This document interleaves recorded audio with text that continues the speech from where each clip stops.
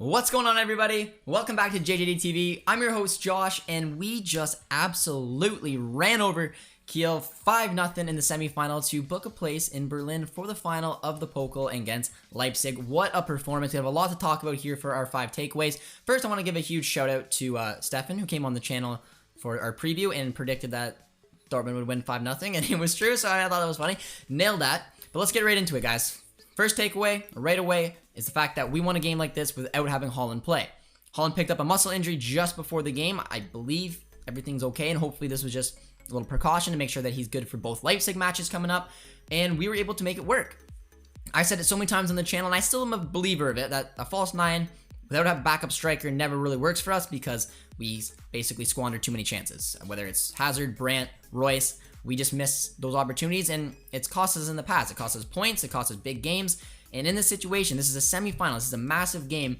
Holland not playing was a huge blow, but it worked in today. The passing was absolutely sensational. It's a huge talking point for me. Everything looked smooth, it looked fun. There's the argument that when you play with a false 9, it leads to better just build-up play, a lot more passing instead of just having that natural number 9 presence. Not saying that I don't want Holland back because I would prefer Holland start, but it did look very good, especially against a side like Kiel. And it was, it was just spectacular, which leads me into my second takeaway, and it's one of the 2 players I'm going to talk about, especially with just the passing and the way that they had. And the first one is Guerrero. Guerrero was spectacular today. The way that he is able to move up the pitch, this is why he is a world-class left back in my opinion. The reason is because he gets the opportunity to have fun and go up the pitch and play. Because he's so technically gifted, he's so good on the ball, and he makes the people around him better. When he had those intricate passing down the left-hand side with Royce, with Sancho leading to goals, it was exquisite. There's no other way to do it. It looked so pleasing on the eye. It looked like prime Barca way back in the day, the way that these passing was going up and down the pitch. Is it because it's Kiel? Maybe, but when you play against an opposition like that, this is what he can do. It makes him very dangerous, and it's when he's at his best. And I was just so impressed because I love watching him get into tight spaces. And just his football IQ is just unreal. And the way that he's able to get around, and some of the goals that happened today were just so pleasing on the eye.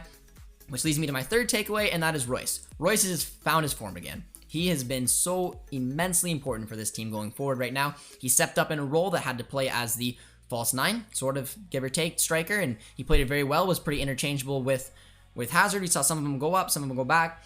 And again, when it came to the passing, the touch he had on the Gio's one goal when Guerrero put it to behind him, and he was able to flick it through his legs up to him. Then did the back heel, followed by a Guerrero back heel, followed by a Reina goal. It was beautiful, and especially because Guerrero and Royce were the 2 that were basically going up the pitch. Guerrero decided, I want to go for a run, and they did it together and ripped through the defense, and then both had a back heel into a Gio tap-in. So I can't talk about it enough. It was so pleasing in the eyes. They were 2 of my favorite players to watch today just because of how involved they were. Which then leads into my 4th takeaway, which we gotta do it. We just ran a contest, as a lot of you guys know, and a huge shout out to Borussia Passion on Twitter. He was the winner of our Gio Reyna kit, and it was very fitting that he won it on a day that Reyna got a brace, and Reyna played very well as well. I keep giving him a lot of credit, mainly because is being able to adapt from that center attacking mid that he's used to playing out to the right-hand side where he's been spectacular. He's showing that he can play that role, he's useful in that role, and he picked up a brace today in a very important semifinal victory, which can't say enough about him. And also a big shout out to Sebastian, who obviously donated the Gio Reyna kit. Absolutely sensational class act, and I'm glad everyone participated because it was a lot of fun. And then there's a little negative part for my 5th takeaway, and it is the injury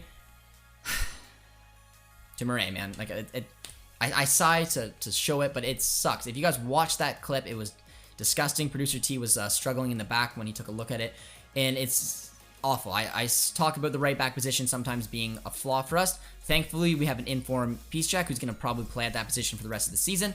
We have Meunier, who will be used as a backup role. We even have Pasak if we absolutely need. More than likely, again, it'll just be Piszczek. But Murray, in my opinion, is the future of this club at the right back position, and I've been very impressed with the way that he keeps growing as a position, learning from the likes of Piszczek.